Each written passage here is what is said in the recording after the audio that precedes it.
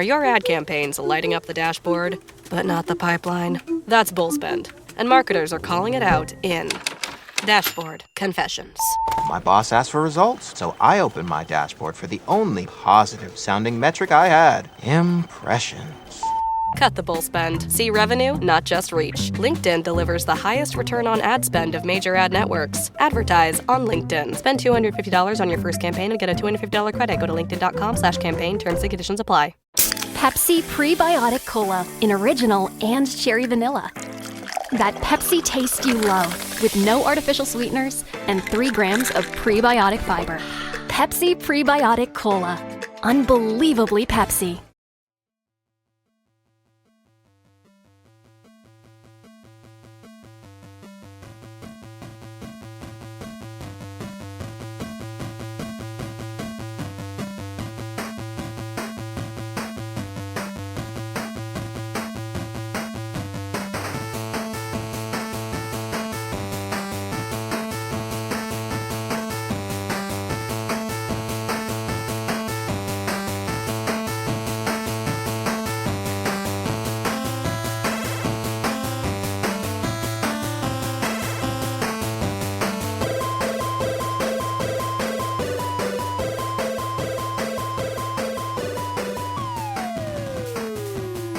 Welcome to Board Games Anonymous, the podcast where everyone's welcome to the table, but of course, as always, no one knows whose turn it is.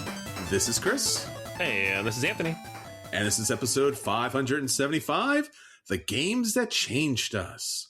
We'd like to thank all our Patreon backers for helping us unlock a brand new episode. Hello, friends. Welcome back.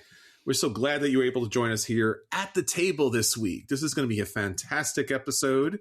Anthony's here, and we are talking about the games that changed us, Anthony. Radical change through cardboard. Radical change through cardboard. Yeah. So, I mean, I've talked about this for a few weeks now. This will be my final regular recurring episode on BGA, and much to say about that shortly. But in terms of like what we want to talk about today, I wanted to take a look back, but also in a way that's still, true to the podcast and the form, like talking about games, talking about our relationship with those games. And so figured we'd look back over the last 13 or so years at the games that we've played that changed us as podcasters, as hobbyists, as people. And so it kind of runs the gamut. Some of these games are like, hey, I played this and I found out a new type of game I like, right? Which can be transformational, and we'll talk about it. And others are, hey, I played this game and it literally changed how I see the world, right? Sure. Which games have that power. It's not exclusively that. It's a bit of both. So there's certainly a place for that, and we've talked about it at length on the podcast. But I thought it'd be fun, just like over the course of a decade, almost a decade and a half, here are like kind of the stop points at which, like, oh, I see things differently now, or oh, I understand games differently, or I understand myself as a gamer differently. We both have big old lists. Yeah, really autobiographical list of games and how chronologically, historically, and personally it's changed us as gamers, our view of gaming, our view of the industry, and where it led us to today. So 575 episodes later, so to speak. Right. Just a little thing. It's just a little journey. It's a minor culmination. It's not big deal. It's not big just deal. A little fellowship of the podcast. Ooh. See? There you should go. Have called it that. It sounds a lot better. We should do that. Right? Yeah. Can we go back? It's only 575 episodes. Fellowship of the podcast. I love that. All right. We could do that. No one needs to know. Yeah. Just literally, that would be funny, actually. Go back and change everything. People are like, what is this podcast? When did I subscribe to this? Fellowship of the Pod? Is that Fellowship of the Pod, yeah. Fellowship There's of the Pod? No way that doesn't exist in some form. It's got to exist somewhere out there. There's a lot of RPGs or RPG gamers out there, so yeah. I'm sure somewhere out there has been using it quite well. My daughter discovered podcasts recently because she's been bored at night. We've been tired, so she's like, oh, podcasts. She found like 4 podcasts about this one book series she reads. There's no way there's not a podcast called Fellowship of the Pod about Lord of the Rings. 100%. Yeah, I think so. but we could steal it. It's all right. Independent. No one thought. needs to know. It's on the pod. Yeah, it's fine. It's fine. Yeah. Yeah, we have a great episode for you. We're going to be covering a lot of stuff for this episode, of course. Anthony's last episode. So a lot to talk about, a lot to be said, a lot to be had. Thank you all for your outreach to us and obviously to Anthony on his last episode. Thank you for joining us on patreon.com/BGA. Whether you're listed as a free member or a paid member, that helps us tremendously. BGA will continue on in a new, radical, fun, crazy, dynamic way with you, specifically you, at the table. So I know a lot of you have sent questions in that we'll answer on the podcast, some fun stuff that we'll be talking about, and we'll have some fun guests coming up, and hopefully have some listeners join us at the table so we could talk games. But yeah, go ahead. I mean, I just, it's funny after, and you used to make fun of me for this. I think we got over it at a certain point, but I don't listen to the podcast. Oh no. Well, because I'm on the podcast and I, for a long time, edited the podcast, so I didn't need to listen to it separately to that. Although, occasionally poke around and just kind of hear how things sounded. But now I get to listen to it. There you go. It could be a real listener now.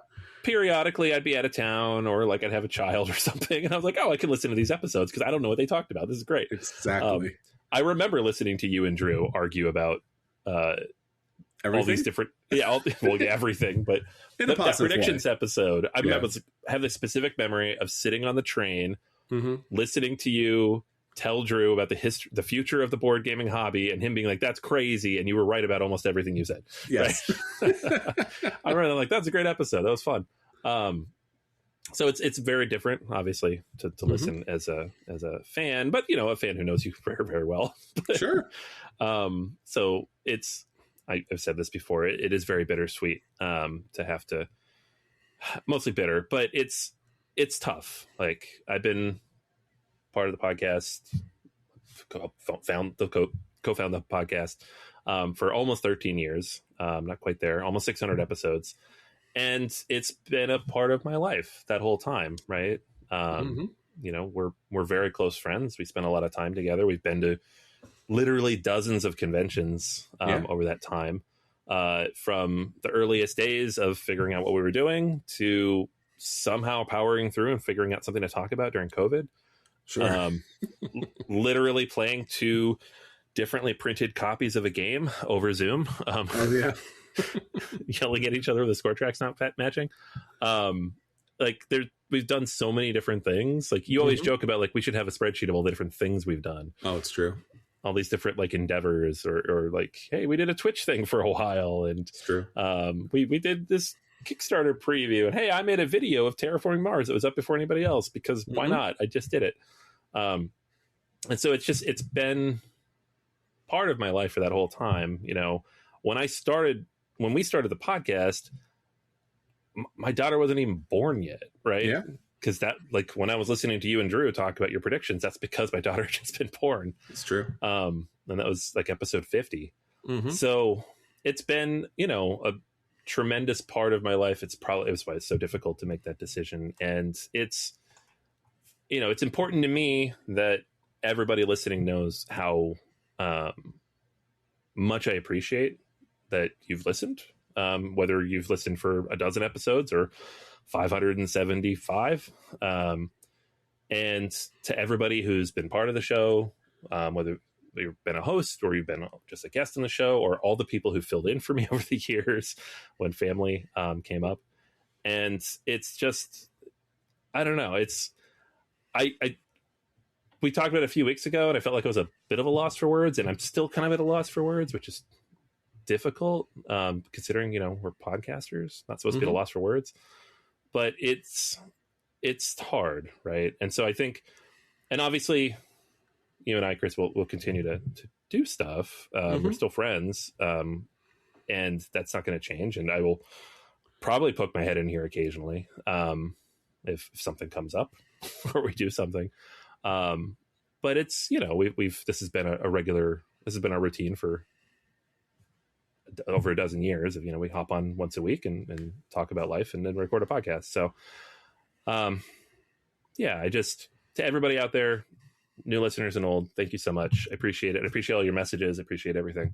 And I definitely, stick around, and I'm excited to see all the crazy stuff that you do, Chris, and who comes on and what weird nonsense they bring with them to kind of mix things up. And hopefully, all of you stick around as well and see what's going on. Because it's going to be awesome. I know. Well, thank you, Anthony. And obviously, this podcast wouldn't be a podcast without you, obviously, for all the thousands of reasons that we've talked about over the years, and obviously stuff that we've talked over, off mic, from all the technical services you've provided to make the website fantastic, the podcast fantastic, all the different endless numbers of things that, endeavor, and your skill and ability as a podcaster. Obviously, especially over all these years and all the different challenges and situations that, you and I both faced. Obviously, there's been a lot of difficult times in there. You're talking, like I said, almost 13 years. So ups and downs, lefts and rights, all those different things. And, coming on each and every week pretty much to put out an episode for everyone out there, because we know that just as we experience those things, everybody out there is experiencing those things too. And everybody out there is, a friend from a distance, somebody at our table, but a very long, very distant table. And, the podcast was a way to invite them in. And, when we started the podcast, we started for many reasons, obviously, to support, our local friendly game store, but also everybody out there who did feel anonymous, who didn't have, or weren't fortunate enough to have, a large group of friends to game with every week and to have those conversations and discussions and, even just someone to listen or someone to listen to. And, as the industry has grown and really welcomed more people and expanded tremendously and gained much more acceptance, way back in the day, it was not that way. I know it's a little hard to think of that now where games on Kickstarter are making $20 million, but there was a time when that was not a thing. And obviously for a lot of us who sought that kind of interaction, engagement, it was incredibly valuable.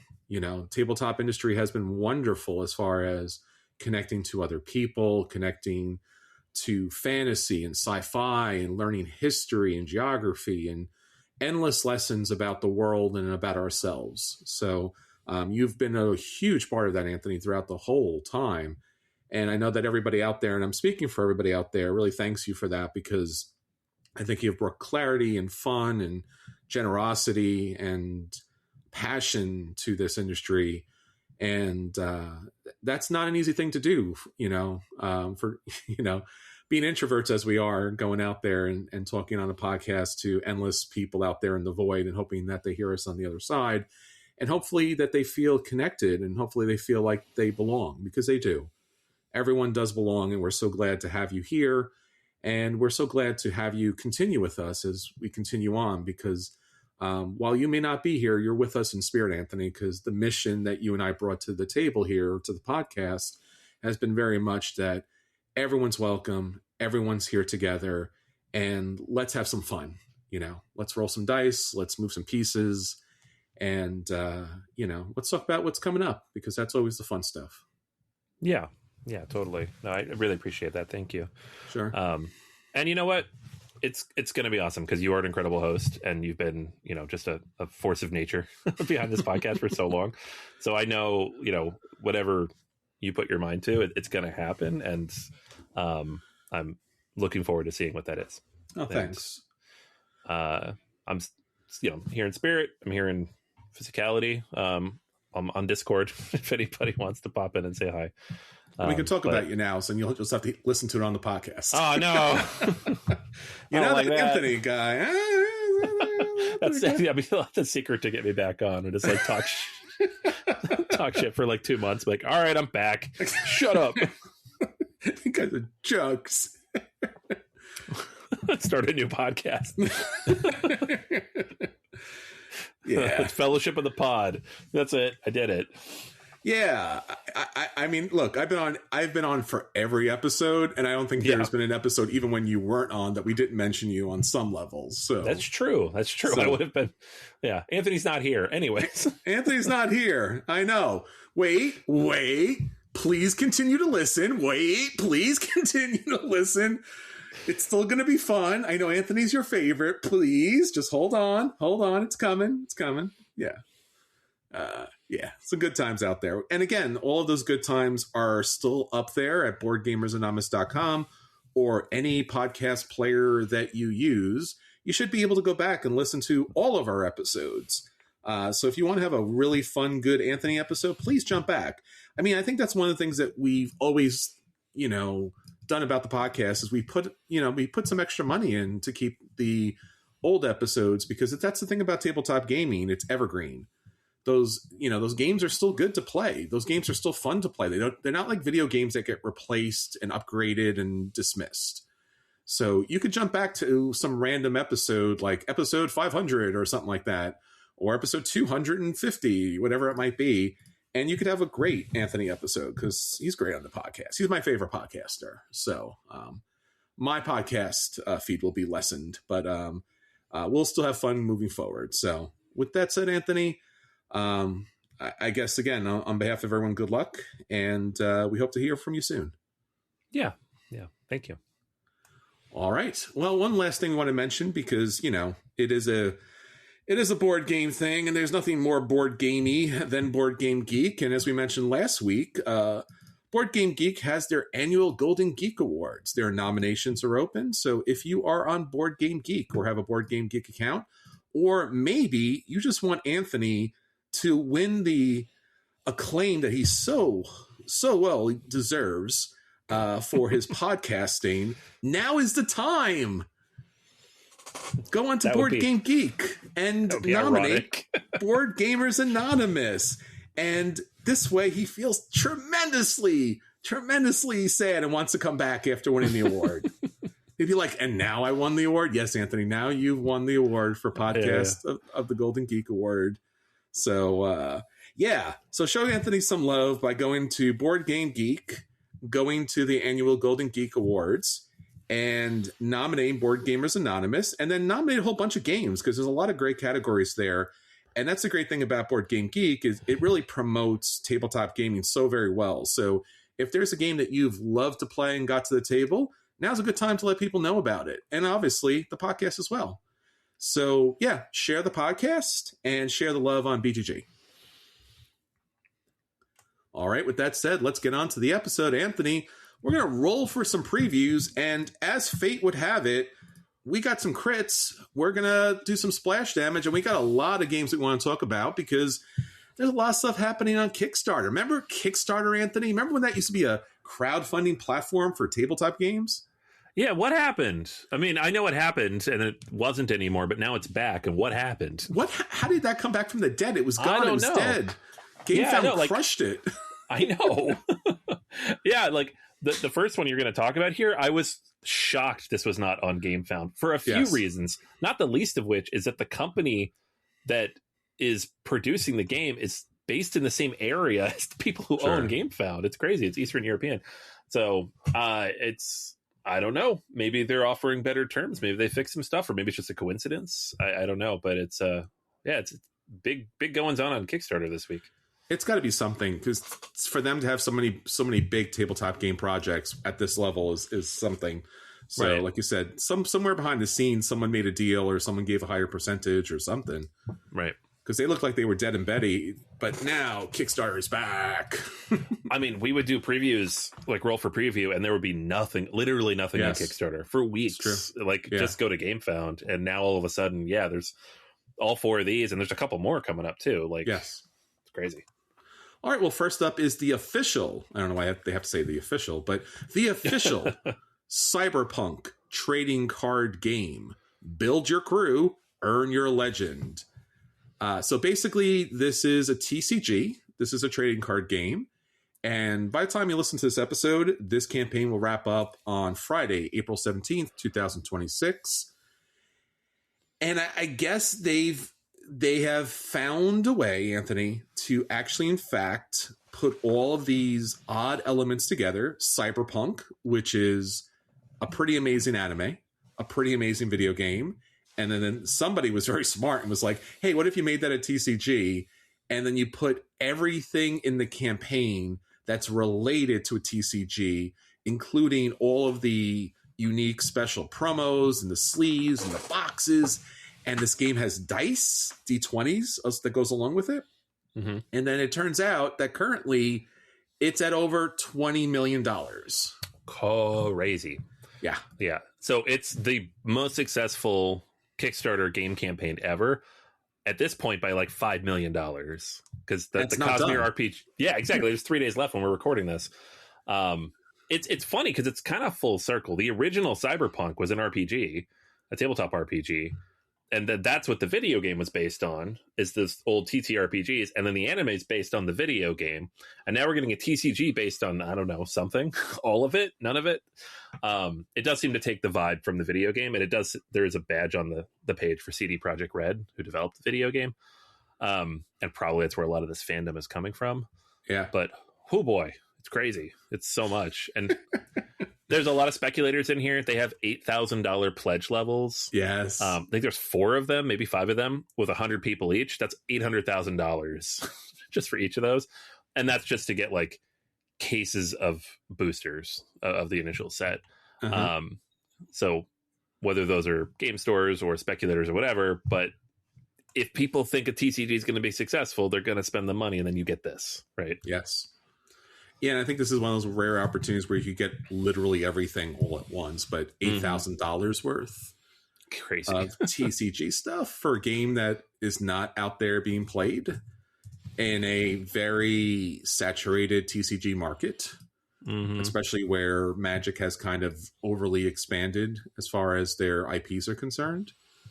So, I mean, by all means, I hope this does amazing. I mean, for the fact that it's almost at $21 million. I mean, a lot of people have put a lot of money into it. So for everyone out there, yes, I hope, because again, TCGs is such a weird thing. I mean, again, we go back to the 90s, Anthony, when everything was a TCG. It feels like the 90s. I mean, but more, because there's more money in it right now than there ever was in the 90s. Yeah. But yeah, like 95 through 99, it was so I played like 10 of them. Yes. It was just like, oh, now there's a Star Trek one, now there's a Star Wars one, oh, this one's cool, it's got wizards, but it's not magic, it's like dark wizards. This one's robots. I mean, they made a TCG of everything. I mean, there's a running gag. Go down the row and just pick out a random theme, and there was a TCG made about it somewhere. So yeah, wow. It's a lot of money. I mean, good luck. I really hope that this game is fantastic. It'd be amazing to see this kind of blow out some of the other TCGs out there. And it'd be interesting to see if it can it actually rank up? Because at the end of the day, a CCG is only as good as its opportunity to be played at a game store. And the game store market for all the CCGs right now is incredibly packed. I mean, any friendly local game store right now is just like bursting at the seams trying to host all of these games right now. Right. Yeah. And it's not even just like Magic now. It's like Magic, but I want to play Lord Middle Earth Magic. Yes. Or I want to play Marvel Magic. It's hard to kind of narrow the scope. Like, I got a bunch of Final Fantasy cards for Magic, and I'm like, I would go to do that actually, but I don't want to play Magic. I just want to play Final Fantasy Magic.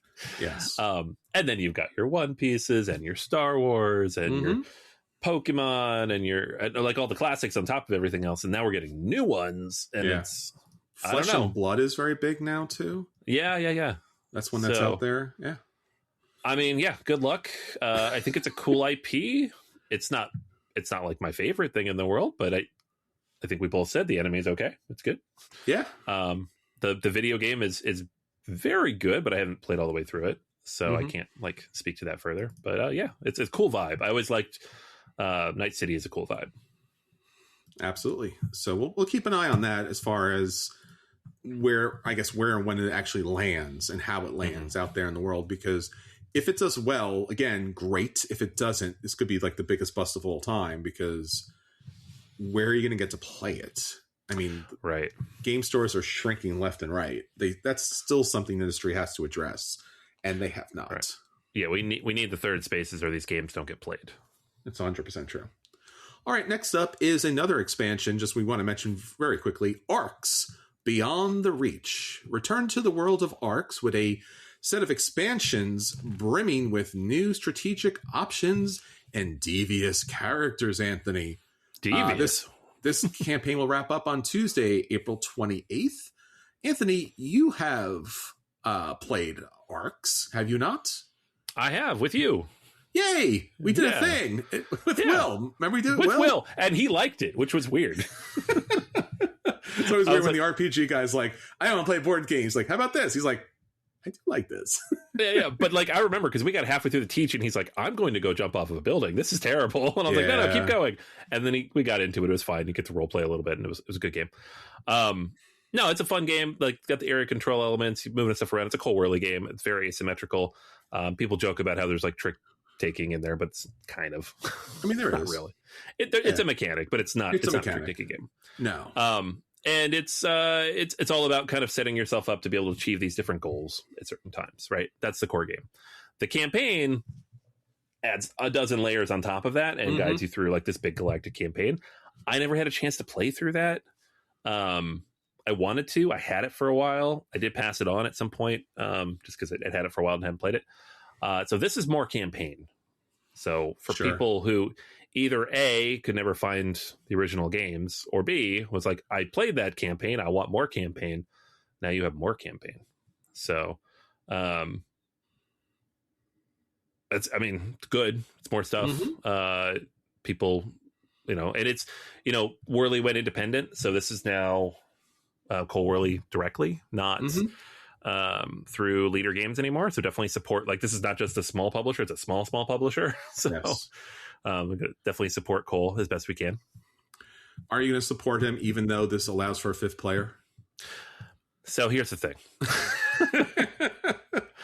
I love Cole, and I will back any new game that comes along. I backed the Arcs campaign. I was very excited about it.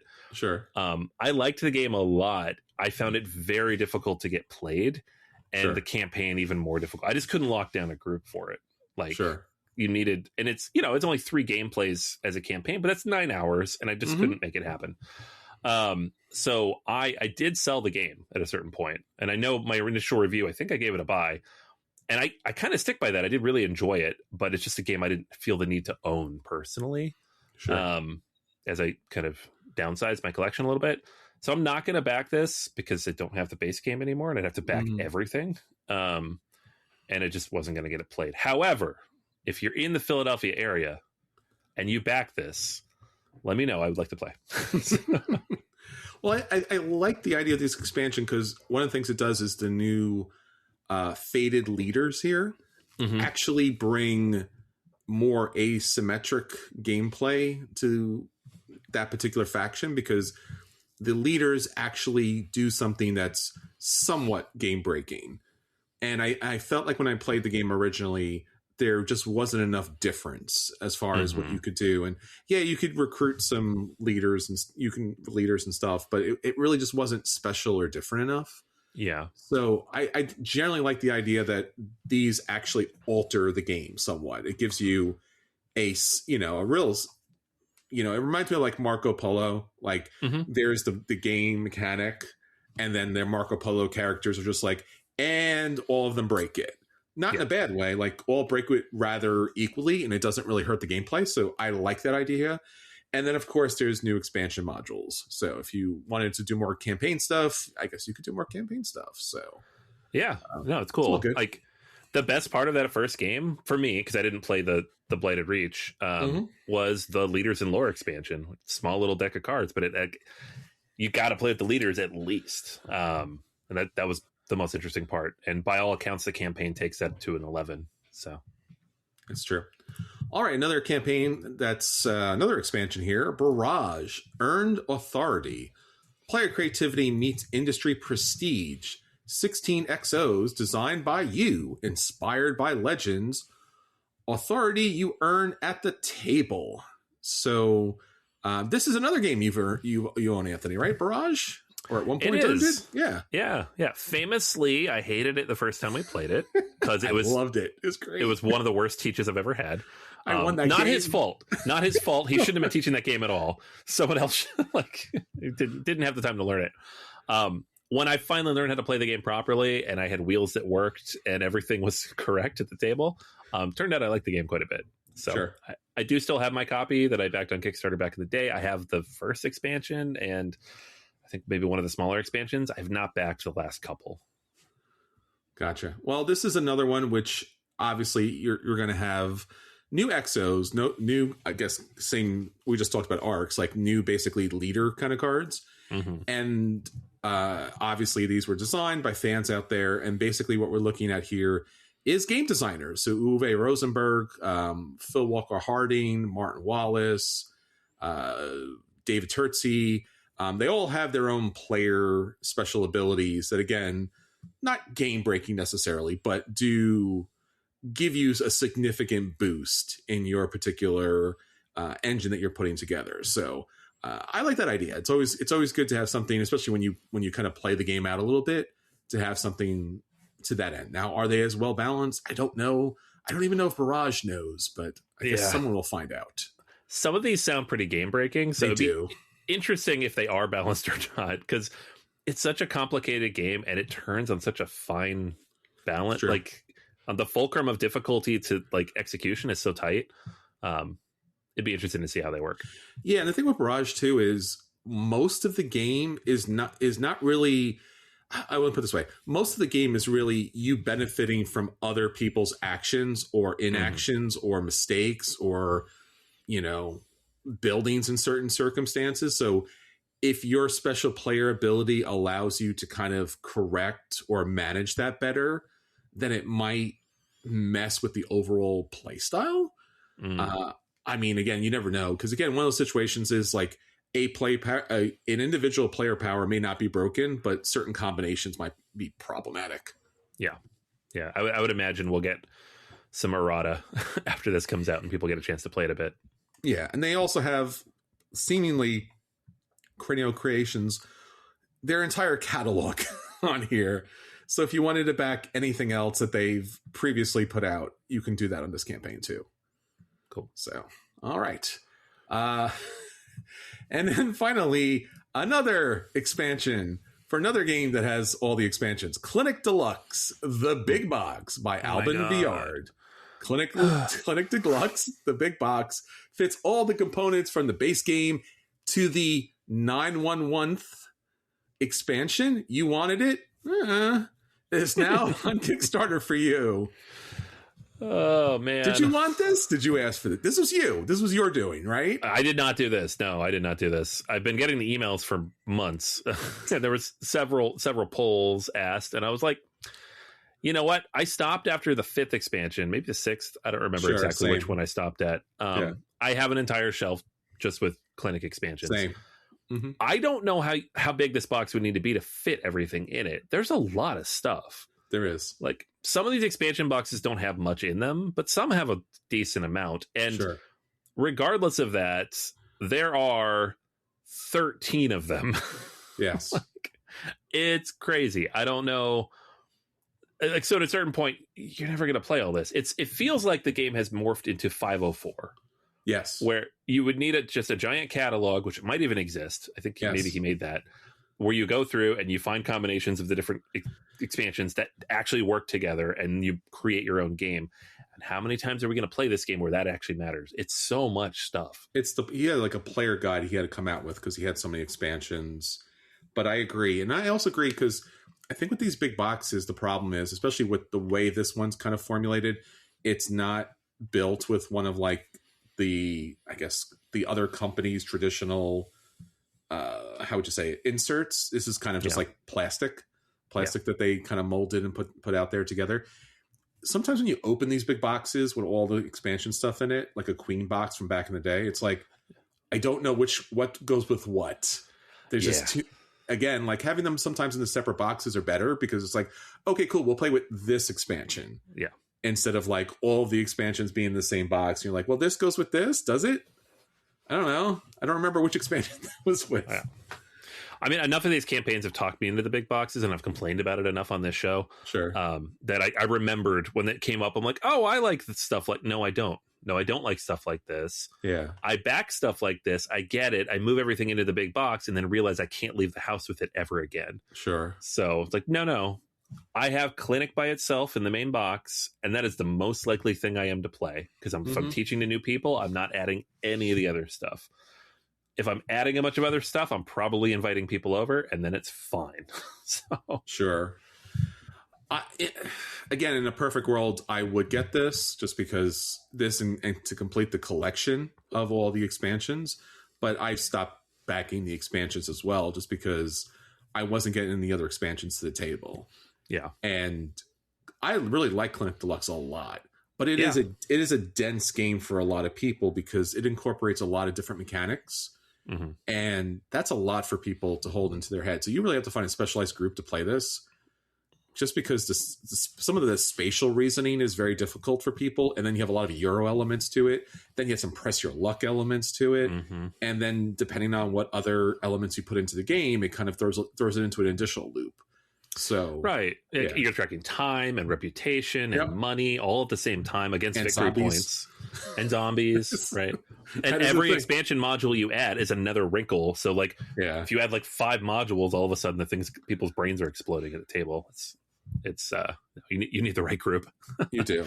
And I do not have a group who wants to play Clinic 13 times. So well, you have until April 30th, 2026 to back this if you're looking for it. Again, Clinic Deluxe, we both reviewed it. It's a great game. We both recommend it. It's both a buy. If you have the table, if you have the people, if you could put all that stuff together and you do love this, I would recommend getting all of these things again, but it's been a lot. It's a lot of expansions. It's a lot. Yeah. All right. Yeah. Well, that's everything from our roll for preview. Now on to roll for review. All right. So I have a game that I recently played that I was surprised by. I'll tell you why in a moment. I was surprised.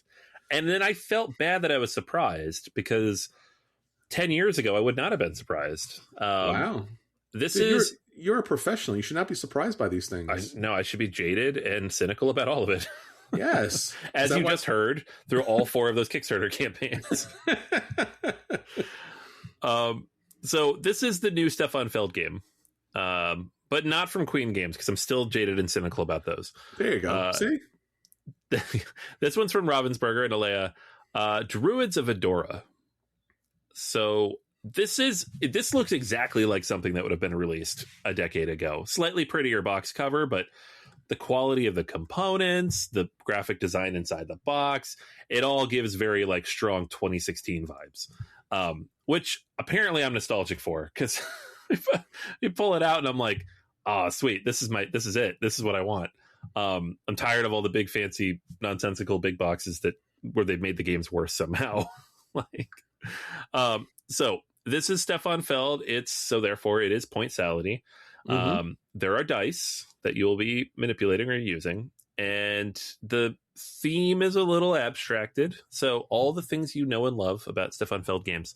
In this case, you are walking through forests and interacting with monoliths and mistletoe and various other pieces and bits of the druidic forests as you place out your action dice to take various actions.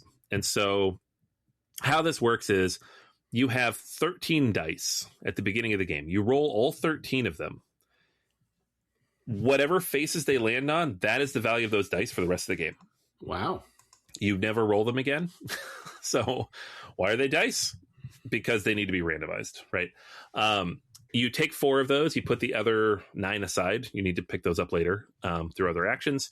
And now these are the things that you can use to activate the action spaces as you move around the forest. So you're going to move your meeple through the forest. You have to pay provisions for every spot you move. So you need every single clearing you go through costs 1. And then if you cross through a dark part of the forest, that's another 1. Plus you have to pay the value of the dive face. So if you roll really high at the beginning of the game, you know immediately, which I learned about halfway through the game. So I did not know immediately, but I learned it, that you need to have a way to get a lot of provisions. You have to focus on that because it's going to be more expensive to place your dice out. There are benefits to it, which is great. And there are some ways to mitigate the dice with like to change their values to make them lower, but that stuff comes later. So you really need provisions, right? That's the way you're going to go. If you roll really low, it's going to be really cheap to go around and do stuff. But at the end, you're going to miss out on a lot of points. So you really want to find a way to get points in the game instead of waiting till the end of the game. When you get to these locations, there'll be multiple worker placement spots for the dice. There's one for every player in the game. So if it's a 2-player game, there's 2 on each clearing. 3-player games, 3, so on and so forth. You have to, again, pay for the dice pips. You cover up one of the locations, and then you take that action. There are a bunch of different actions in the game. Because it's a Stefan Feld game, right? So all sorts of cool stuff you can do. You can move up on this reaping track, which unlocks these herbs. For every pair of herbs you unlock, you place them on a sideboard. They unlocks 1 permanent ability for the rest of the game, which can be things like get extra provisions, raise or lower your die by 2, get, when you close out a campfire, activate the bonuses twice, various things. But the other herb you flip face down. So every time you unlock 2 herbs, you have to pick one to use, and the other one you can never use. So the most you can have is 6. And the other 6 you're saying, I don't want. So that's an interesting decision set. And they're randomized at the beginning of the game. So which 2 you're pairing is always different. Sure. You're going to place out monoliths. Those give you various bonuses based on the die face. You're placing out these different pieces. Sometimes you're just picking stuff up. There's a amulet that you're building where you take these gemstones and then you activate them a certain number of times. And so those can give you other pieces of actions.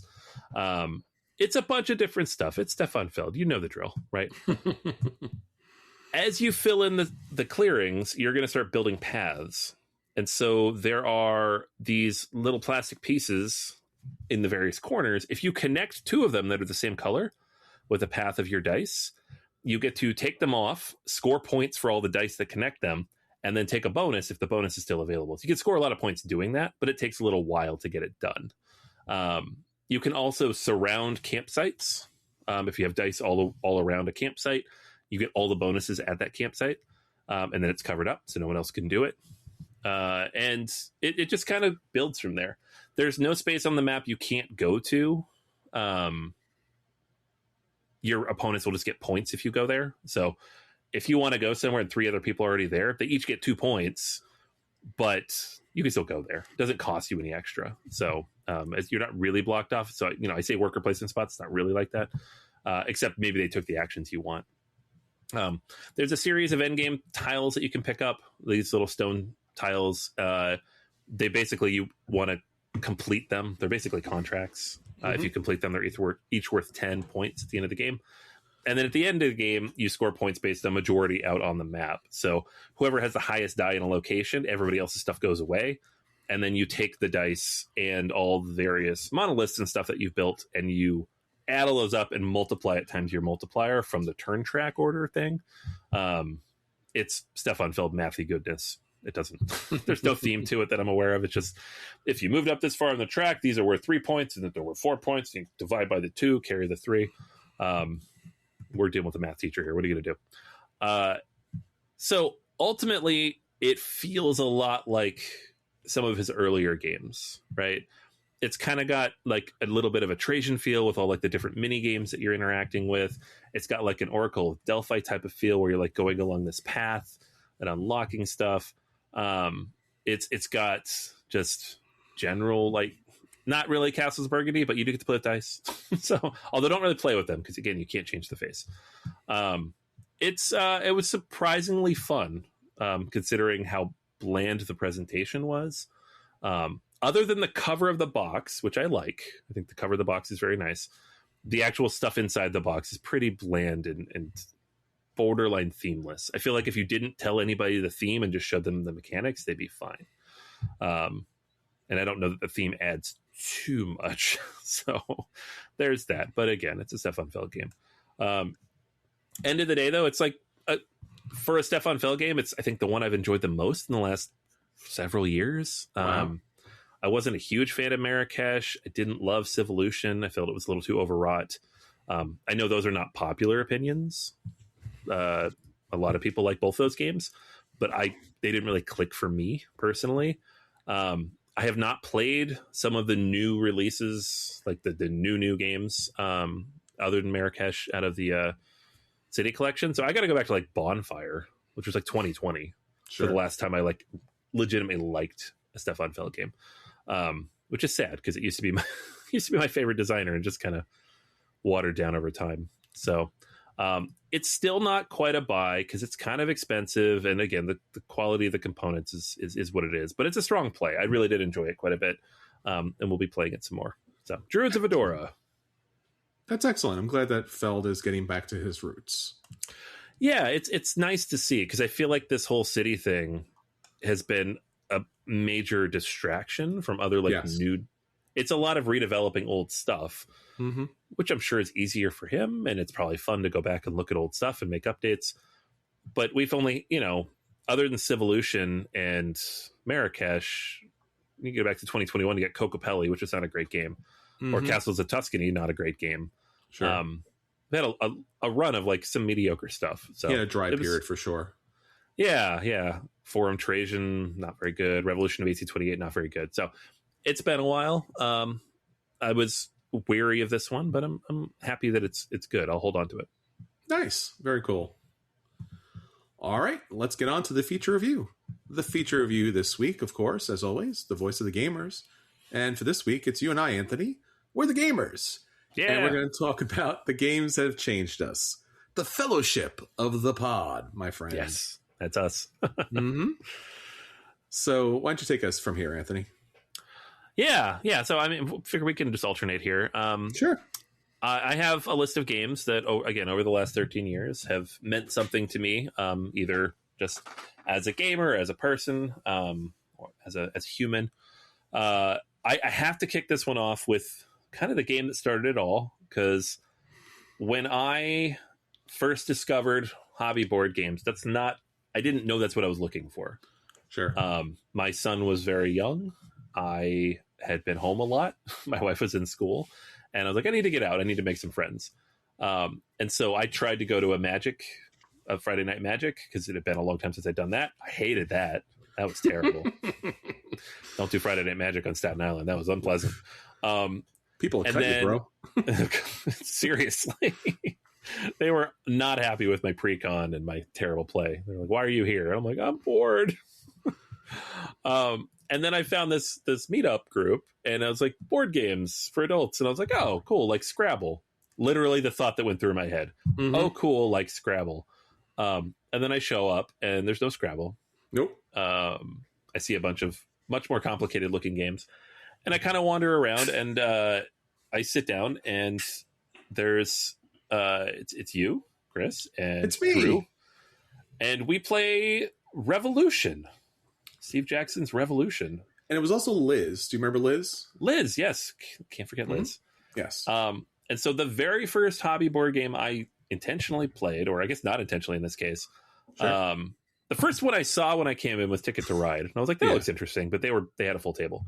Yes. But Revolution was the very first one I played, which is a crazy game to play first. Yes. Because it's got like deduction and some backstabbing and like stuff that you probably wouldn't necessarily recommend doing with people you've never played games with before. But hey, it worked, because not only did I enjoy it and come back, but we've been friends now for 13 years. And it's a game that keeps coming up over the years. So it quite literally changed me from somebody who didn't play these games to someone who did, and probably founded the podcast, and now we're friends. So. Revolution with an exclamation point at the end. Exactly. Never been on my top 100 list. It's fine. It's not a bad game. It's whatever. It's fine, but very important game in my life. Yeah, it's been in my top 100 list. The expansions make the game a lot better. And this was also the game that Steve Jackson, I think, gave us a lot of copies for our first charity event.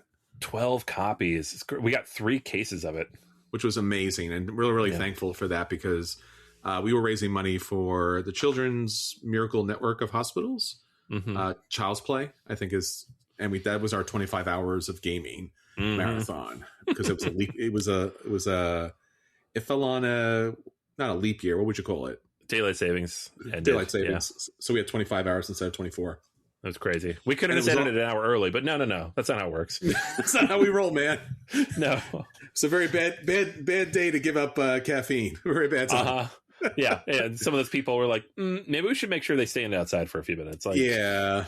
So no, it's a great game, and that kind of blind auction could have caused problems, but we had a very good group of people at the table and a very fun time, and yes, the friendship that's gone on from 13 years later, including the podcast. So thank you, Steve Jackson. Well done, my friend. Well done. Right. Of all games, I tell you. So sticking with our friend Steve Jackson Games, one of the first games that like got me into like hobby tabletop gaming, ironically, is Munchkin. And I guess for two parts. One, when I was going to a different meetup group, I think it was a movie meetup group with a bunch of, I think it was geek movies or something like that. We used to see like sci-fi and fantasy movies and things of that nature. And then I don't remember when or how, but at some point we ended up playing, I think after the movie or something, someone had brought Munchkin. And I had seen Munchkin endless numbers of times at Barnes & Noble, but I was like, what? Why? I know D&D. This looks like a, weird little game and like a novelty and oddity. And we played it and it was fun. And, it was that kind of introduction game where like Munchkin is very approachable because basically all you're doing is flipping a card off the deck and you're reacting to it. And if you've played any kind of D&D or if you've been any kind of fantasy fan, it's fun because basically the whole game is a joke, right? It's not a game to take super seriously. There's some challenges and problems with it, but basically you're making up a really funny tableau and playing cards back and forth. So on top of which, obviously that led me into like learning more about tabletop gaming, but also my family was really interested in it as well. And they've played it for many years. And again, shocking, right? Because I would never think that Munchkin was a game that family would play. But again, it's easily approachable. You build a little tableau, you flip a card over, you react to a thing, which is typically a monster. So because of, the early introduction, like after that, I went kind of full hog into tabletop gaming. And obviously Munchkin was a game that, shockingly enough, my family played. And I can't say that for a lot of tabletop games, honestly. I own a lot of tabletop games and I brought a lot of tabletop games to the table.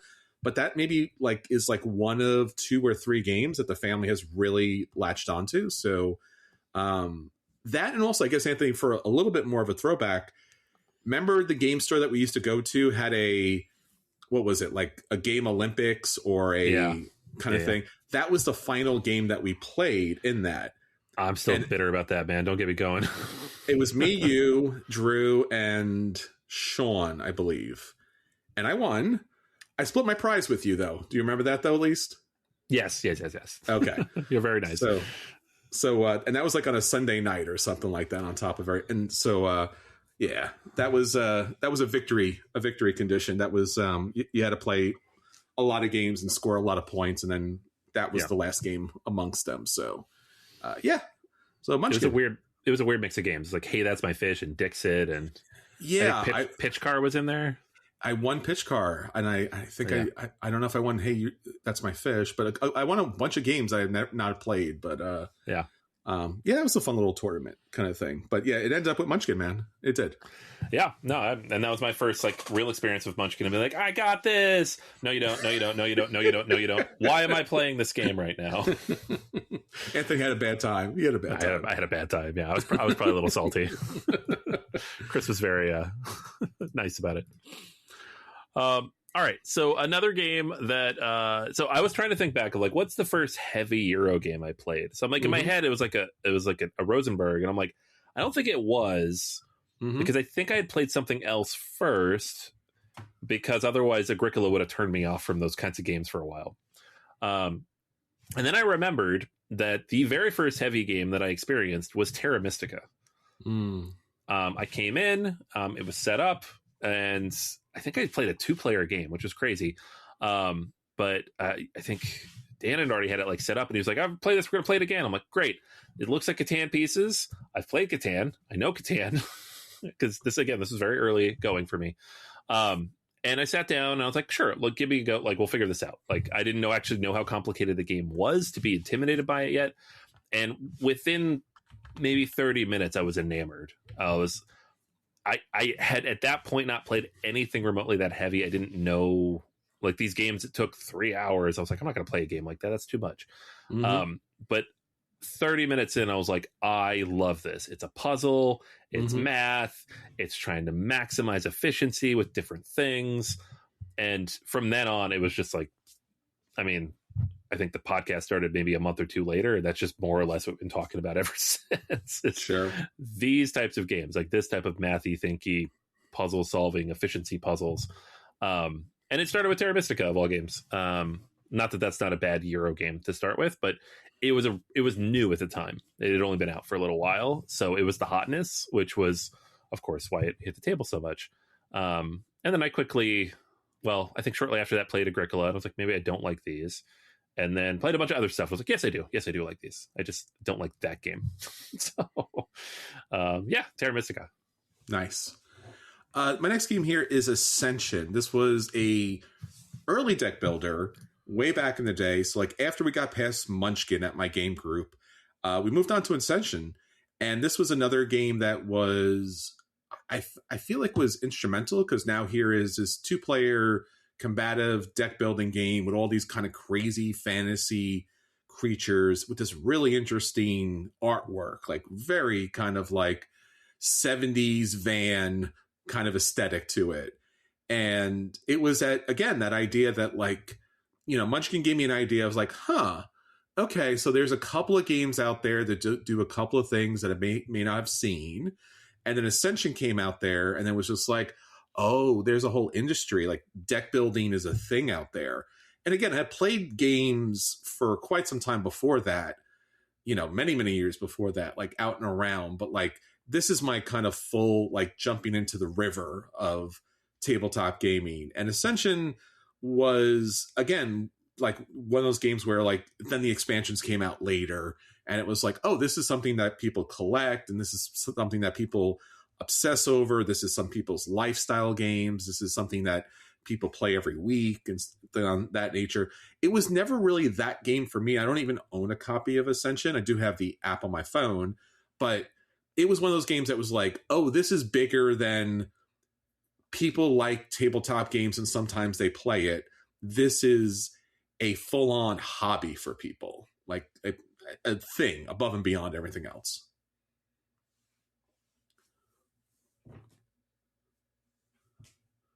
I almost put Ascension on my list as well for a couple of reasons. It was same kind of experience very early on. I think it was the first deck builder I played, but it was also like the first app I got super sucked into. Sure. Like digital game. And I played so much of this. It was a free app, and it was a fast app too, and that was rare back in the day. It was great. I think Star Realms eventually replaced it for me, but that for a long time that was my deck building app. Sure. All right, next one up, another one from the old game store days, Lords of Waterdeep. Similar to how Terra Mystica exposed me to heavy Euro games, Lords of Waterdeep showed me the worker placement mechanic, and actually became our first episode of the podcast with the expansion Scoundrels of Skullport.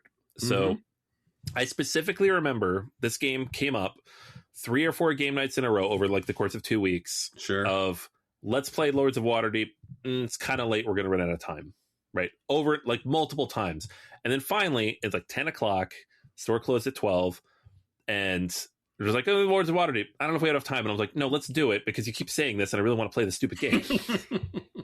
And so we did. And we were not done at 12. And Paul was annoyed. But it was fantastic. Like it's obviously, you know, fast forward 13 years and Lords of Waterdeep feels kind of basic for a worker placement game. There's so many other mechanics layered on top of that, as you can hear in our mechanics bracket a couple weeks ago. But it still feels very pure and clean to me.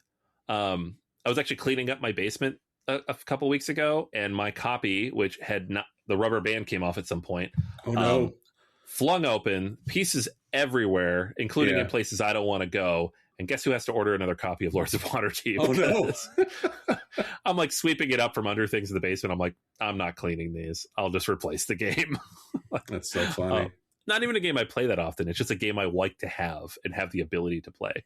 And again, especially with the expansion, which if you haven't yet, episode 1, it's our review of that expansion. It was a buy. It's stuck with me this whole time. Where a lot of games I played early on, like I've mentioned 3 here that were like very early going that stuck with me, but a lot of games in those early times did not stick. So this had a lot of, it kind of showed me a whole genre, but also that thematic games based on IP could be good. Yeah, it was one of those games that like it really went all out, and it was a Euro game, but it had a fantasy theme to it.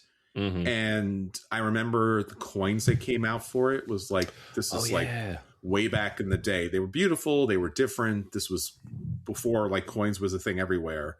And then also, like you said, Anthony, the box was beautiful and it was like meant to be like a book, but it doesn't really, it closes, but it flings right open. You have to rubber band it. It's the only game I owned that needed to be rubber band, and the rubber band must have broke due to age. Like it's just you have to wrap it. And as you said, it plays much better with the expansion.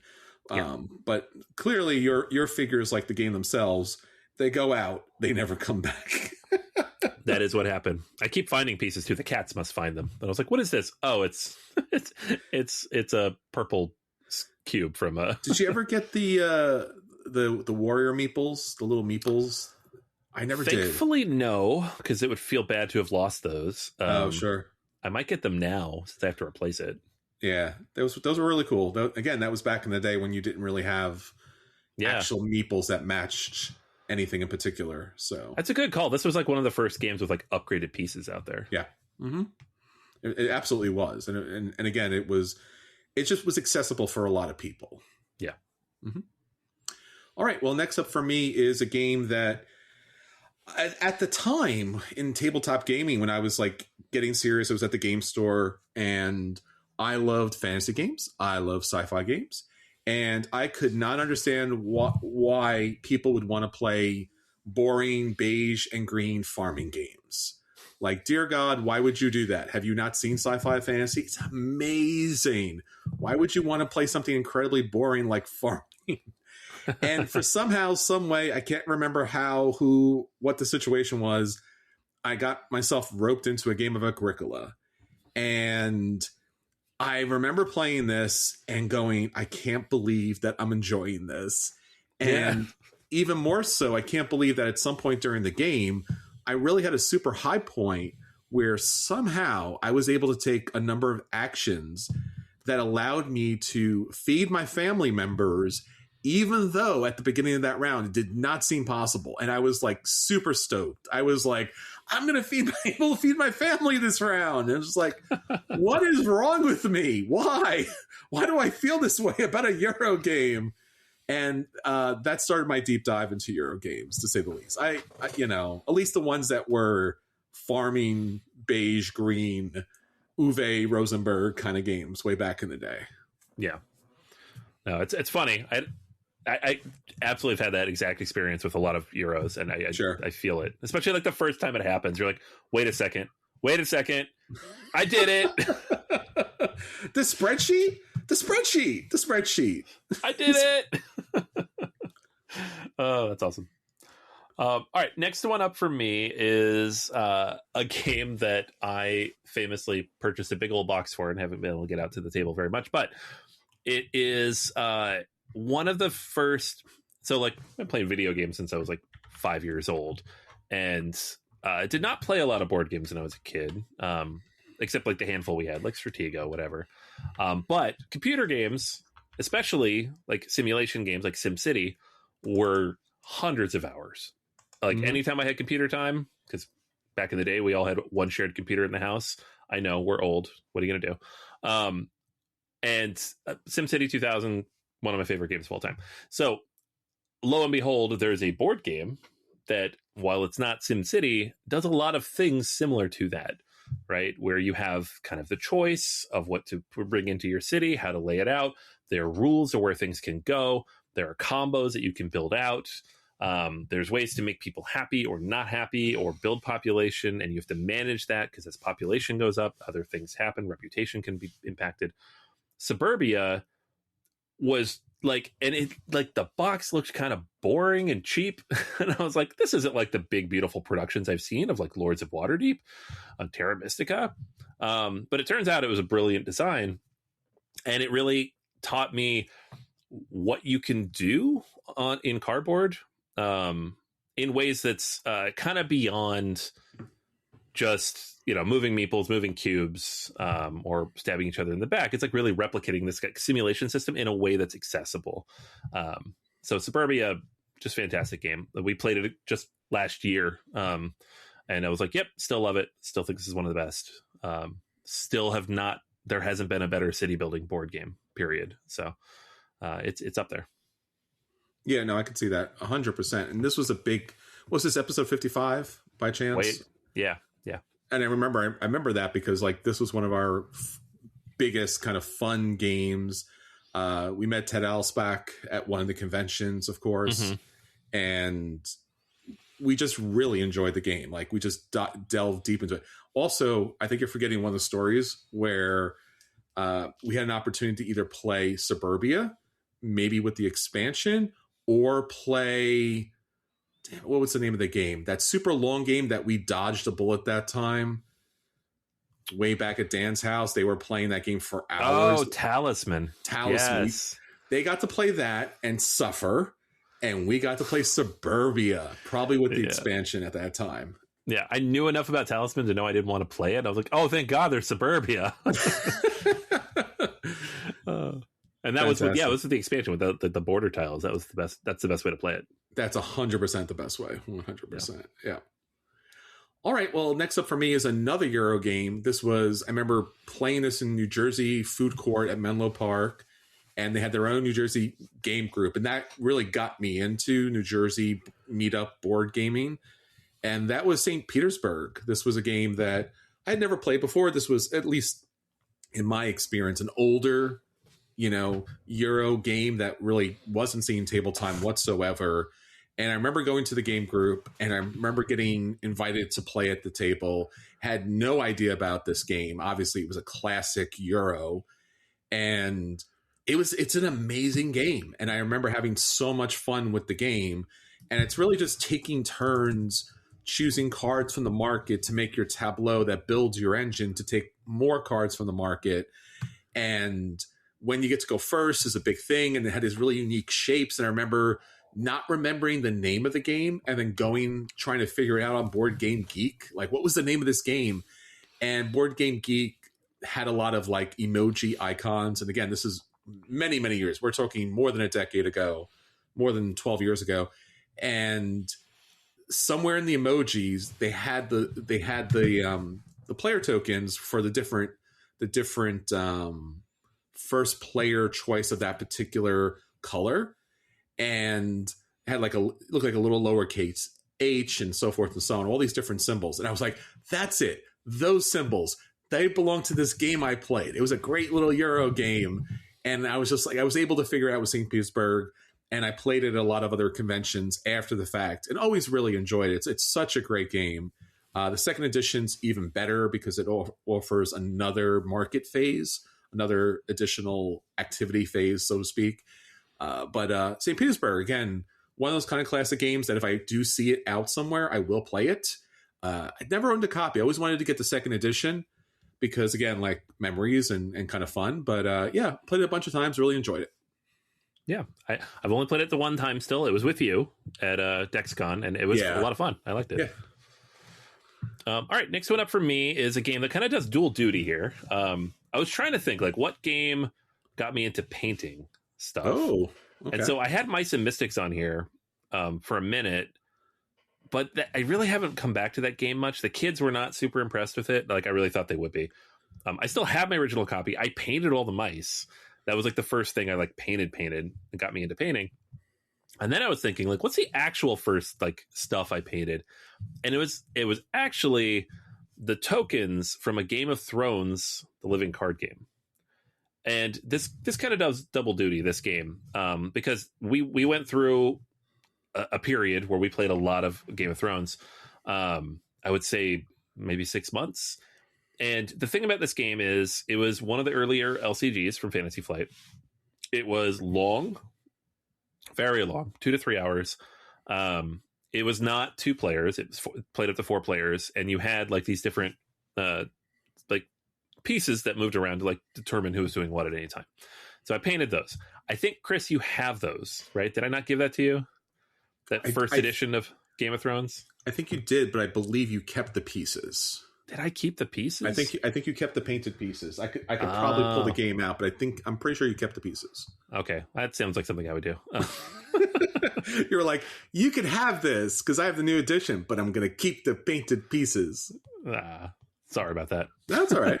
They're your painted pieces. I get it. Yeah. But really, what this game, so painting, sure. And I've painted stuff over the years. I've never gotten as into it as I thought I would. I've certainly spent enough money that I should have. And I have lots and lots of miniatures left to paint. But what really came out of this is discovering my love of living card games. Sure. And this was, again, a multiplayer living card game. It was hard to get to the table. It took a lot of time. Deck building was complicated. Did not have a lot of the decks, just had like a base set with a few additional cards. But with time, that system was fantastic because it was this fun way to interact with the decks without having to spend a fortune like a TCG. But later down the road, Fantasy Flight's like, hey, we got you. Now it's 2 players. And later, now you can just play by yourself. It's cooperative, right? And so I have gone fully all in. First on Arkham horror living card game, which I sold at some point because I realized I was only going to play Marvel. Now with Marvel Champions, which I bought everything for. And it all started with Game of Thrones. And with like that feeling of solving a puzzle and building a deck that helped solve the puzzle, it was just a really, really fantastic experience. Game of Thrones went on and they had a second edition. I picked that up at Gen Con. We played it the night I bought it great. At a charity event. Haven't really played it much since because you still need a group of people to play that game. Sure. But the LCG model itself, I'm glad it's limping along, even though it looks like it's almost dead. Sure. It's just such a clever, creative way to do card games. I really love the Game of Thrones, the LCG. I remember playing it, like you said, we played, and you had 4 players, and it was fun because that was around the time. Where was it in the timeline of Game of Thrones, the TV show? Early. Yeah. Right? It would have been like the start of the show? Season 2 or 3. We played a game of it together, and I spoiled something from the 3rd book. Yeah. And you got real mad at me. I remember that. It was in my basement. So it must have been between seasons 2 and 3. Yeah, there was a bunch of spoilers in the cards too, because the cards were obviously the whole show in there too. But it was a lot of fun. It was great to have this kind of 4-player kind of interaction, and then having those kind of tokens as far as like you get to be the master of coin, and you get this kind of benefit or bonus and things of that nature. And then the second edition was even better. I mean, it's just crazy. And I remember back in the day, like watching videos on YouTube where I think it was with the first edition where people were putting together decks. Like you got to buy 2 main sets, and then you got to buy a bunch of expansions so you could put together this deck and this deck. And then like I never saw anyone play it that way, actually in the wild, but obviously people did. I mean, for me, I always had thought it was going to be Lord of the Rings. The LCG was going to be like my lifestyle game. And then just by luck, it was Star Wars, the card game that you introduced me to, that when the store was closing, I had all this money in my account that was stuck there. And I ended up buying like as much of that as I could. And I think I've continued to buy it, but I think I'm missing a couple of decks. I don't even think I've come back to it as far as to play it, but I'm still trying to collect all the decks for that. That's funny. The one time I played that was with you. So yeah. It's a good game. Early Eric Lane game. Next up for me is probably, well, let me talk about this one. Let me talk about Small World. Small World was one of kind of like another introductory game into more of the deep dive into tabletop gaming, because I loved to play Risk as a kid, into college and things of that nature. And I remember when I was getting involved in tabletop gaming, like the hobby, I was like, I love Risk. What's like Risk? And it turns out Small World is like Risk. Because you got your area control and you have your map out there and you kind of move into certain areas. But it was amazing because you had this wonderful fantasy theme, tremendous artwork, and this really interesting game mechanic. I think Vinci was the original game that it was based upon, where factions would go into decline. So you weren't stuck with just one special faction. You typically had like 2 or 3. I mean, you could have one, but not usually. So you got to play a lot of different factions in the same game. And that was so much fun. And the boards were great because they altered based upon player power. So whatever player number at the table. So you never really ran into a bad situation where the player count wasn't proper. I just loved it so much. I even picked up this super deluxe crazy edition on Kickstarter way back in the day. And I mean, for me, that's like a family heirloom.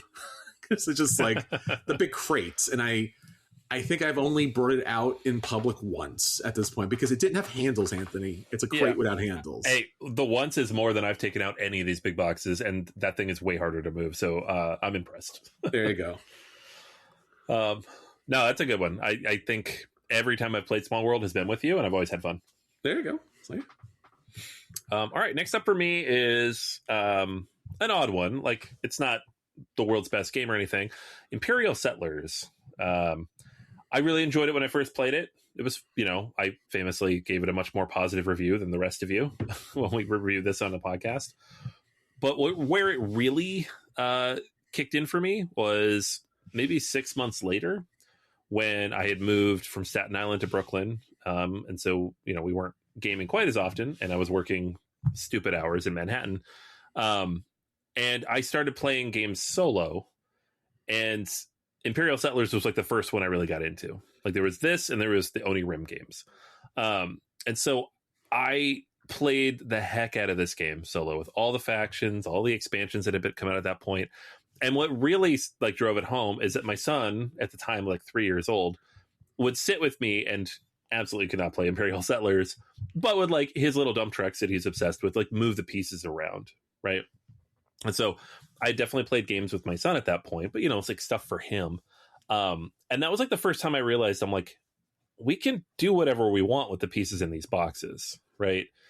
We can play the game as it's designed. We can play the game however we want. We can just play with the pieces. And as long as people are having fun, that's great. Right. So I'm playing a solo game ish, like kind of manipulating the rules as needed based on the pieces that are being ferried to me by my son. He's learning just about the stuff that I do. He's having fun in that way. So we're bonding.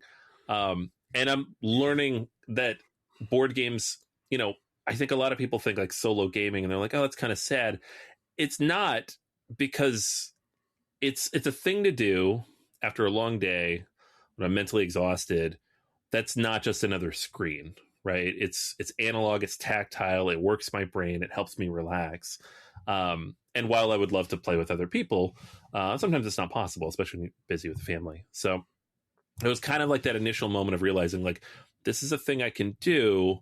There's nothing wrong with it. It's actually very wholesome. And I can share this with my children if they want to be involved. Like, I don't need to go sit in the corner or hide in the basement and do this either. It's not like a thing to feel bad about. I think I started the solo podcast not too long after that. And I still pull out Imperial Settlers every now and then to play solo, along with the 80% of my top 100 that are solo games at this point. So that was the first one. Gotcha. Yeah, no, I think it certainly has come up, especially with the expansions. I think it's a very good game. Mm-hmm. Next up for me is Defenders of the Realm. This was one of my early game obsessions. I remember watching a really early video from Scott Nicholson when he used to do video game reviews. And I'm sorry, board game reviews. We used to do board game reviews, and this was one of his board game reviews. And I remember like just being fascinated with this game. And the idea of like, it utilizes the pandemic mechanic. Like, I'm not really a big pandemic fan. but it's like the fantasy theme and it's cooperative. I'm not a big fan of a cooperative game. It's like, but it's got a fantasy theme to it. And you're fighting back all of these different monstrous hordes that are coming to attack the kingdom, and you get this specialized player character. And it gave me that kind of RPG feel to it. And it had the Larry Elmore artwork to it, which was fantastic. The classic kind of, D&D TSR kind of artwork there to it. And just loved the heck out of this game, and had some of the greatest tabletop game moments where you're rolling dice to take out that one final monstrous general that's, plaguing the kingdom out there.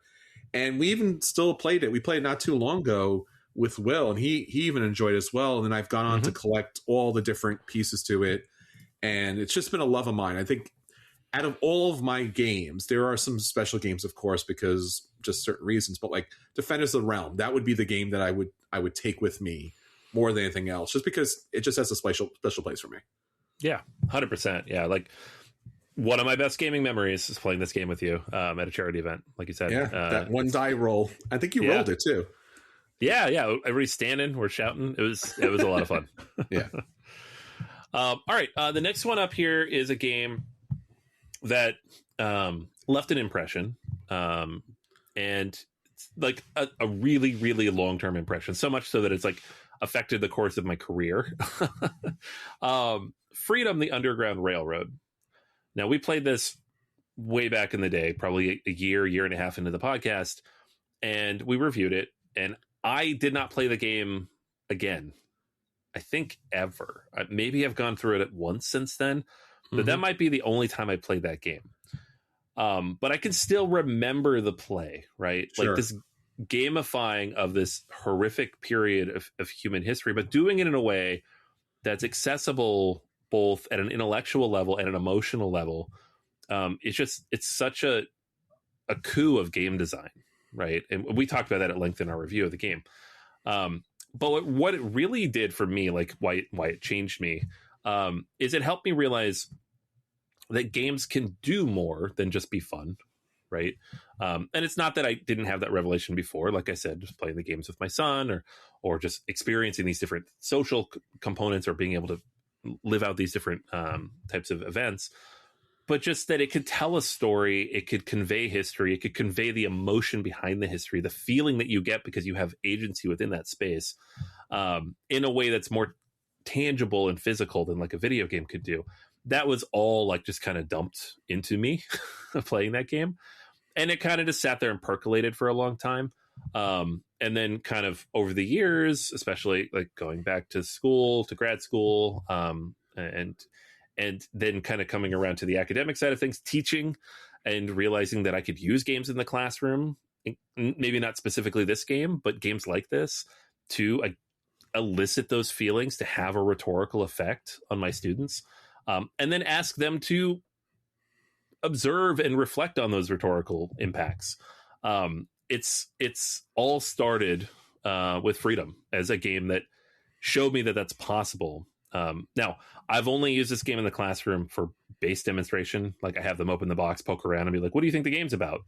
Right. And that's an interesting conversation to have, because it's too long to play in a 70-minute class. But at the same time, just what it showed and what it illustrated, like you can make a fun, well-designed game that does a lot, that builds upon things, makes you feel things, and opens space for conversation about difficult topics in a way that you wouldn't necessarily expect. And so, I've designed courses around this. I've taught courses around this. I've written papers about this. We've launched a journal about this. It to me, I think going back, it kind of all started with Freedom. Wow. I didn't know that. That's fantastic. Yeah. I remember playing this. It's like you said, it is an incredibly impactful game, but it's also, it's weird to say it this way, but it's also an incredibly entertaining game. Yeah. Dynamic and interesting choices. Oftentimes people say like, what makes a game good for you? And for me, it's always the same thing. Like, do I get to make interesting choices? Yeah. And in this game, you're making interesting choices. And by the end of the game, like losing one cube really feels like someone punched you in the heart a little bit. it's the most emotionally drained I've ever been playing a board game. Still, 12 years later, it's still the most emotionally drained I've ever been playing a board game. And I think there's just something so very interesting about the design of that game, because it's not just like, oh, I get it. It's about slavery. It's the Underground Railroad. And like, I understand, like, oh, okay, that's the reason. I'm going to tell you, no, that's part of it. That's the framing of it.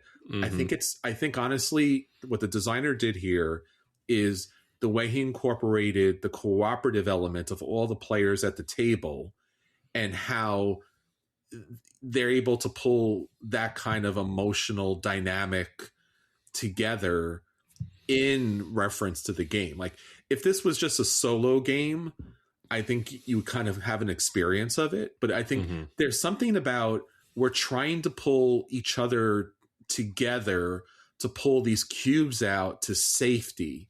Yeah. I think there's that human dynamic, however he was able to do that, it's beyond my calculations, to say the least. Yeah, I mean, because you're not just like you said, like a solo game, it would be solving the puzzle of it, right? It'd be easy to lose the theme for the mechanics.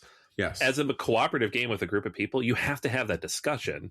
Yes. You have to talk about it. You have to walk through the possible scenarios, and sometimes they're all bad scenarios, and then you're deciding which one's the least bad, and that really helps reflect the challenge of the theme and the discussion that goes behind it. Yeah, Brian Mayer did a fantastic job. He's coming out with an expansion for it as well, so you'll see a lot more of that game. Yep. All right, next up for me is, I guess, a little bit of a fun one. Blood Rage. And, I mean, for a couple different reasons. This was really for me and for us and Daniel at the time. Like, this is really where Kickstarter became like a real dynamic force in the tabletop universe. Yep. Like, trying to backing this at the time, the expensive cost that it was, getting the expansions.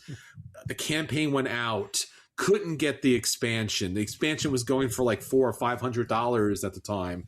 People were losing their mind about the game. Like, it was the best game of all time, because it was like, it wasn't the first game to do this, but it was like a hybrid Euro Amerithrash game, and Eric Lang was just blowing up so big here.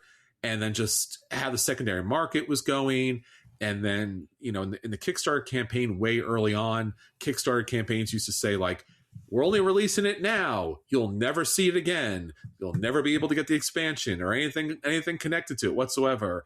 And then later they released the stuff that was practically identical to it, and people were losing their mind over that too. And we talked about all of these things in the past too. And that was a big controversy, because it was breaking a lot of norms, right, that were never established, right, by anyone in particular. It was just like, this game, this crowdfunding platform, the secondary market, bringing it back there. Just, it became such a crazy dynamic thing, and we've had fun with it over the years as well. Yeah, it's a great game. Yeah, the fact that it was $75. Oh, jeez. I was just looking back at it. I'm like, this was only $75. That's crazy. Yeah. To be fair, games were $30 to $40 back in the day, though. I know. Yeah, so this was a lot of money. It made less than $1 million. It made less than $1 million on its Kickstarter. Nuts. Jeez.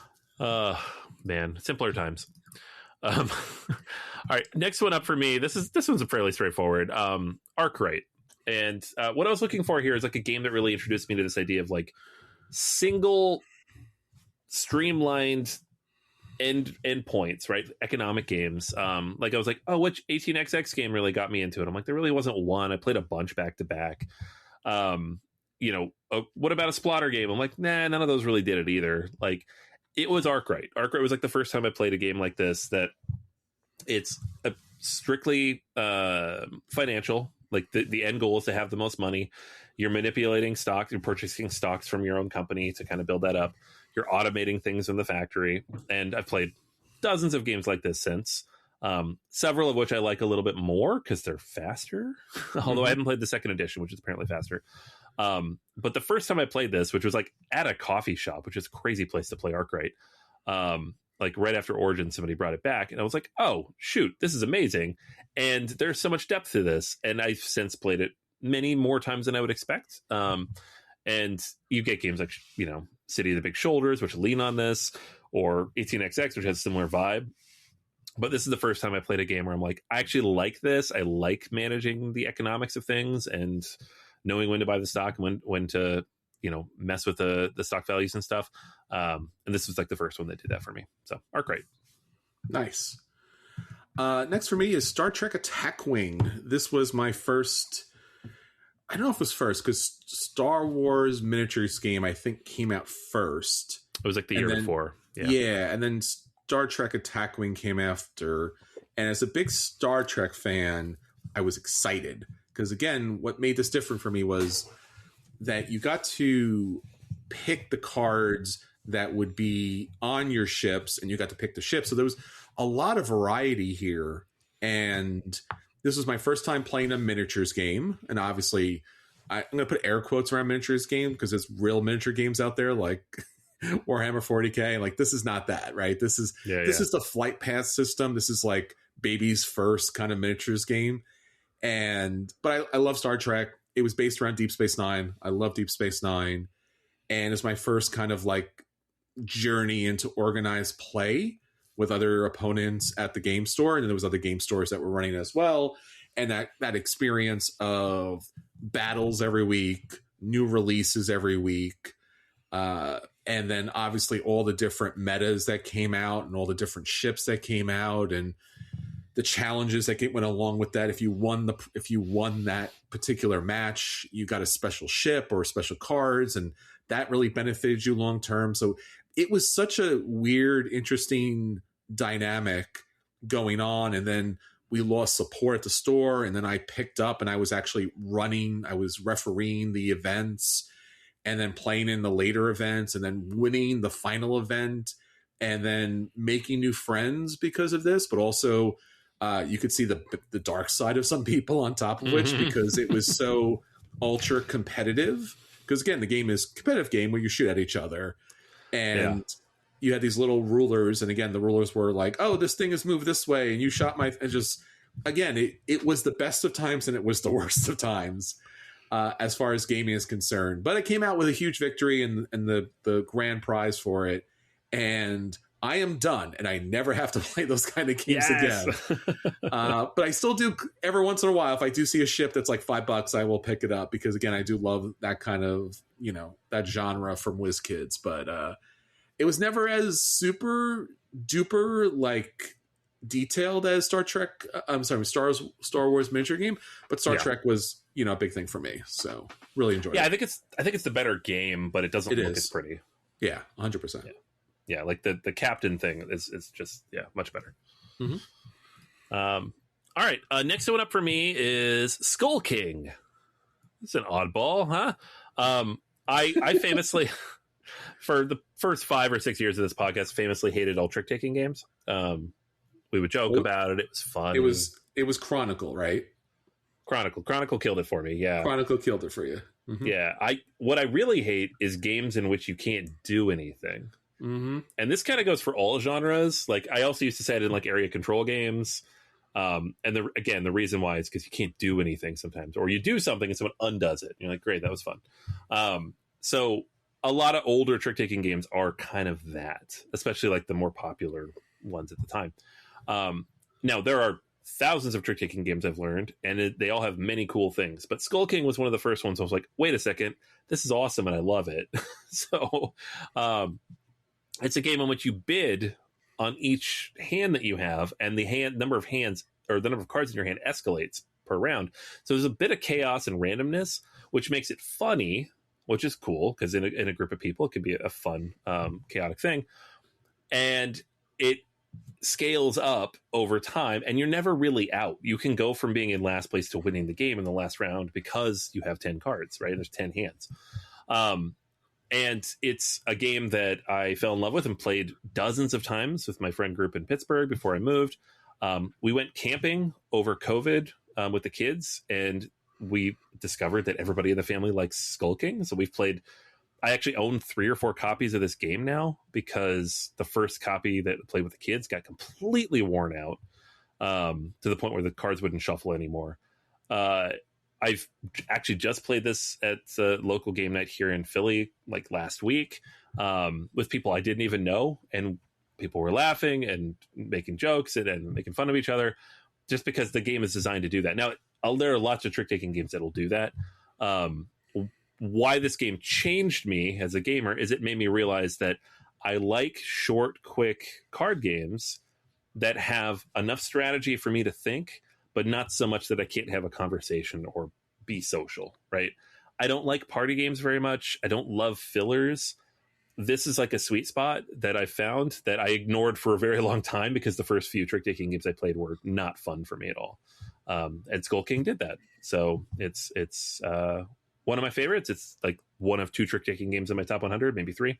I like I said, I have 4 copies of the thing. So there you go.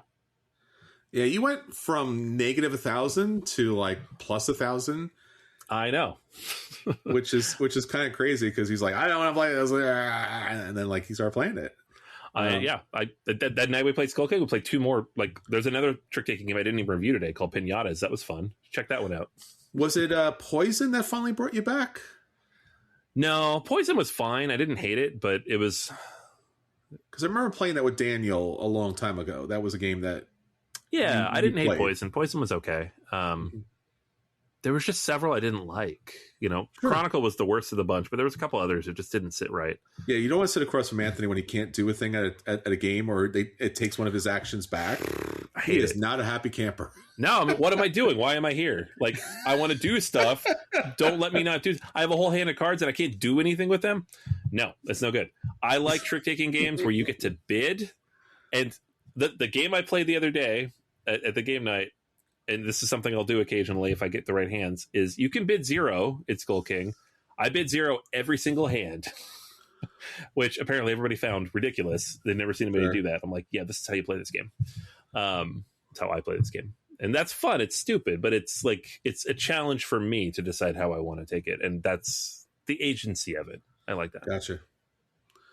All right. Well, Anthony, a game that I want to put on the list is a game you and I played. I think it's probably the first time I want to say if it's the first time I played it. I think it's the first time I played Dominant Species. Yeah. And I believe we played this a long time ago with Michael and his spouse at a game convention in New Jersey. I can't remember which one it was in particular. And it was funny because it was the originator of the Cones of Dunshire, right? Yep. This was the game when you talked about Euro games, or when you wanted to say something bad about Euro games. Basically, what you were talking about was Dominant Species, because it was cubes and it was cones and cylinders, and it looked like, even though the box looked like the coolest thing in the world, the game board looked like pretty much nothing, and the game looked like pretty much nothing. And it was just like, what am I doing? Why am I doing this? And then you play it, and it's heavy and it's crunchy, and you're programming, and then also somehow it's very Amerithrash because you are attacking other people the entire game.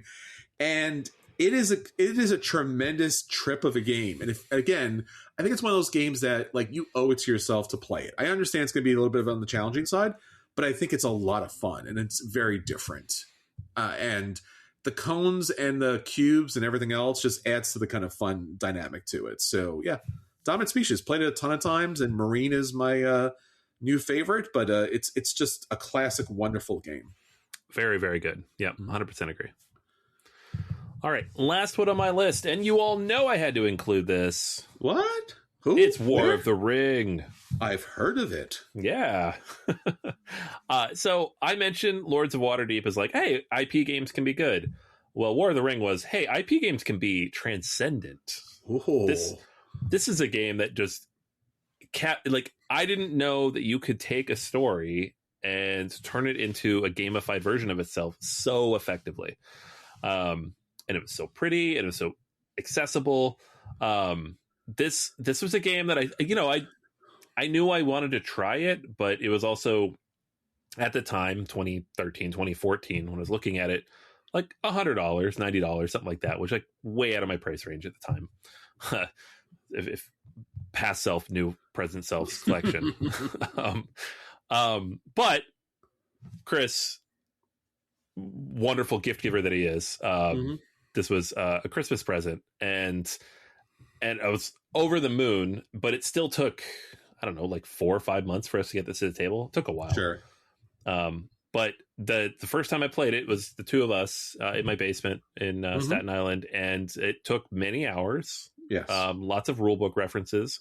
But at the end of that, I was like, yep, this is the best game I've ever played.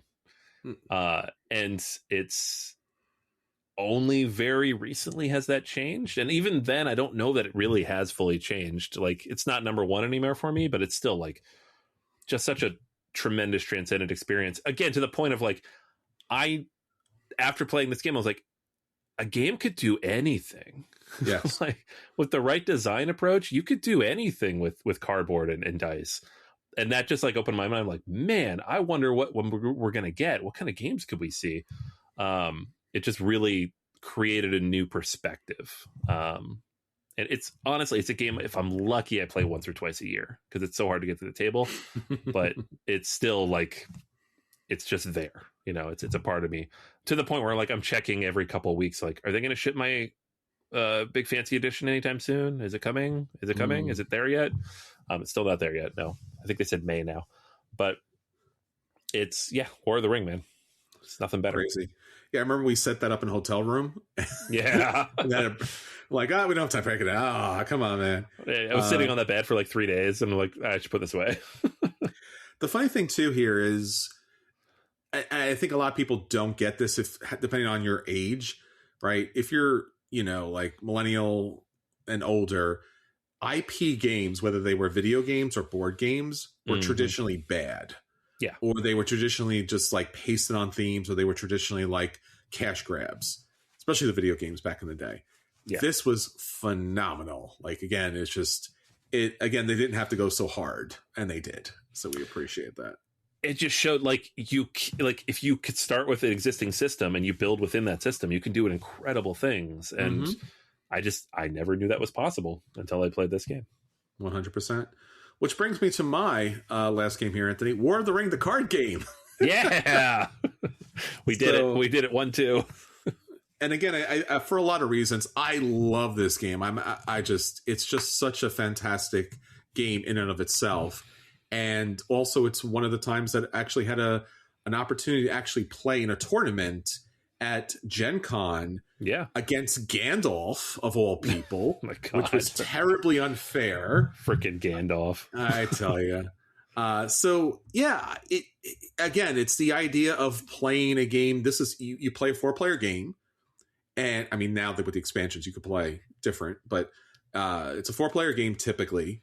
And you have a partner. Again, that's not typical for most tabletop games, right? You have Tishu, you have Concordia Venus, but generally it's not that kind of thing. And it's just such a great game because you have your own particular faction and you're defending, but you're battling and you're hoping your partner is in sync with you, but like there's no communication about what cards you have. And like, what a great game.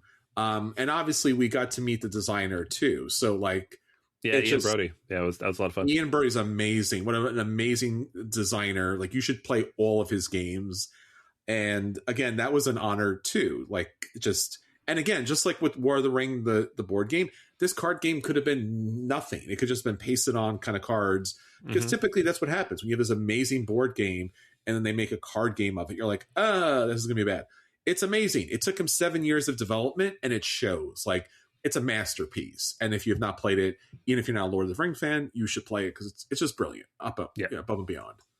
Yeah. It's in both of our top 10s, right? 100%. Yeah. All right. And then just 2 final honorable mentions that I wanted to mention as we were talking about this. First off, Canterbury. Yeah. Remember Canterbury? I do. My very first Kickstarter. Oh, yes. And Anthony drove us out to the middle of nowhere, New Jersey, where we probably would have been killed, but somehow got to a bar in the middle of nowhere that Andrew Park's mother ran, or something of that ilk, and we're able to pick up this game and meet the designer, and who we've had several interactions with over the years, and just be like, he was like, "You guys are here?" We're like, "Yeah, you had a local pickup," so we came to pick the game up. He's like, "This was just a party for my friends." Like, well, now we're your friends, and you know what? 13 years later, we are still his friends. So there you go, Andrew. How'd you like them apples? yeah. Canterbury. That's a fun one. All I can remember about that game, because I haven't played it in a while, is spreadsheet. It's a spreadsheet. Yeah, like a literal spreadsheet. It's just grids. It's spreadsheet. I just remember the bar being like in the middle of nowhere, like next to like I don't know, what was it, like a sanitation plant or something, and like poorly lit, going into a bar, with like a bunch of people and they didn't know us, all looking at us like, why are you here? Like, we're here for a board game that we backed. It's like another ridiculous thing that no one would ever say in public ever again. Yeah, right. And then finally, Battlestar Galactica, the board game. This is one of the very few social deduction games that I really enjoyed, except when Anthony takes my character that allows you to use a gun to shoot the Cylon, and then you tell the guy that the other guy's the Cylon, and you say, shoot the guy, Anthony, shoot the guy. You took the character, shoot the guy. He didn't shoot the guy. He just didn't shoot the guy. This is how we're ending this. This grievance from 12 years ago. Come on, man. You should have shot the guy. I know. It's called Battlestar Galactica. What was I doing? I don't know. Always shoot the guy. He was shuffling the cards back into the deck. It was right there, man. It was right there. Damn it. Oh, man. Yeah, I missed that game. I wish it wasn't out of print. And I don't want the Cthulhu edition. I don't want that. No, you don't want to be on a Steam liner or something like that? No. Give me Battlestar. Come on. You got Battlestar. That's great. Well, there you go, everybody. These games have been very important to each and every one of us, hopefully to you as well. Our autobiographical games that have changed us, to say the very least, both personally, professionally, on the podcast, in life. And again, there's so many more. We could have talked for years, and we did. I guess we talked for 13 years about all the games here. So it's been a great trip, and I've loved doing it with you, Anthony. Yeah, man, it's really like I said, this has been a part of my life, more than just the gaming. So it's been amazing, and it's just being able to go through a list of 22 games and have like multiple specific memories about every single one of them. It really puts it all in perspective. Yeah, we hope that each and every one of you have similar experiences with tabletop gaming out there, and hopefully with the podcast as well, as we talk about games together. And there's a lot more to come. We have a lot more great games to play, a lot more great memories to make, a lot more great podcasts to be had, and we hope that you will join us on the table on the episodes moving forward. And I guess until next time, this is Chris. And this is Anthony. And we'll save you all a seat at the table.